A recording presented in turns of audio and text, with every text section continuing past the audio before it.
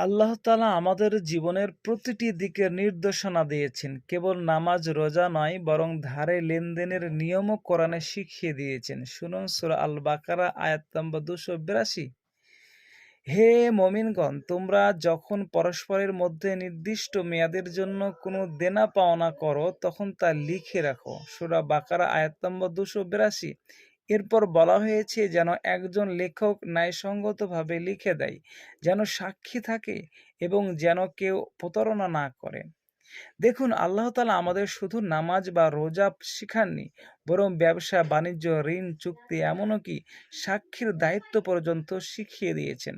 আজকের আধুনিক চুক্তিপত্র, কন্ট্রাক্ট সবই আসলে কোরআনের শিক্ষা থেকে এসেছে। এটাই প্রমাণ করে ইসলাম শুধু ধর্ম নয়, এটা পূর্ণাঙ্গ জীবন ব্যবস্থা।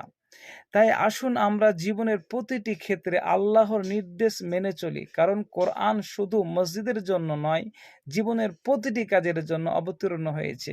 আল্লাহর বিধানেই আছে আমাদের সফলতার চাবিকাঠি।